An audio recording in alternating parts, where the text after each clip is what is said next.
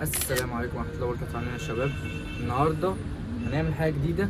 هي مش جديده قوي، هي جديده على الحمام ده، لكن هي مش جديده عن تربيه الحمام ولا عن الحاجات اللي بتقدمها للحمام. النهارده هنقدم له شاي للحمام.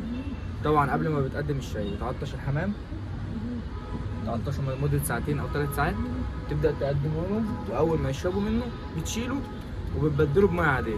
لكن هو ما بيقعدش اكتر من مثلا من نص ساعه او حاجه، تسيبهم الشغل على قد ما يقدروا وتشيله.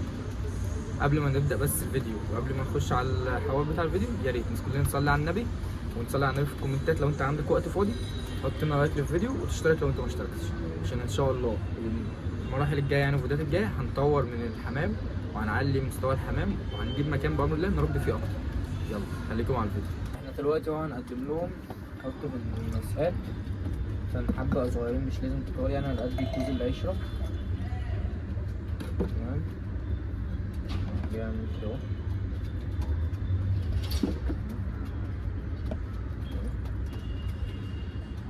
بس كده، تعالى بقى نقلب الكاميرا ونقدمه للحمام. يلا دلوقتي ايه، نوسع مكان للمسقة اللي هو الأكلات دي. مفيش حبة طبعا دي بأمر الله بتحضر لبيض، بس بيشربوا بندق ودول بايضين، وبأمر الله انتظروا فيديو. البيض هيفقس خلاص، فاضل له كام يوم بس كده، عدوا 15 يوم.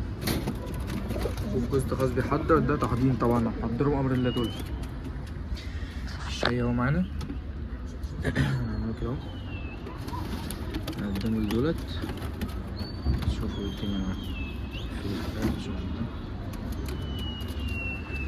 طب هنحطه الكل ونشوفوا الدنيا. نحط الجوز ده بس اهو،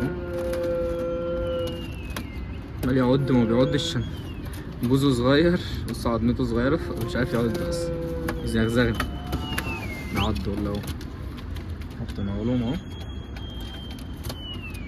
شوفوا النتاية دخلت عليه الشاي اهو، بتشرب، شربت.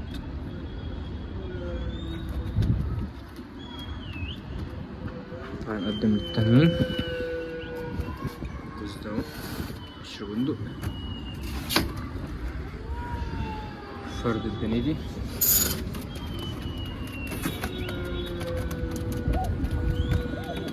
صلوا على النبي يا رجاله.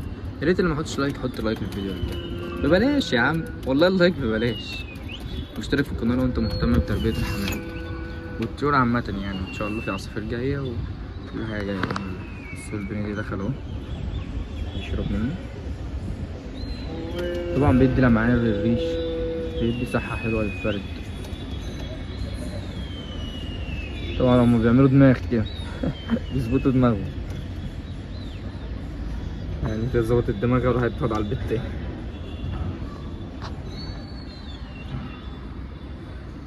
يا ريت يا جدعان نصلوا على النبي في الكومنتات. لو ما عندكش وقت يا عم صلي على النبي في سرك، مش مهم، اهم حاجه تاخد حسنات واحنا ناخد حسنات.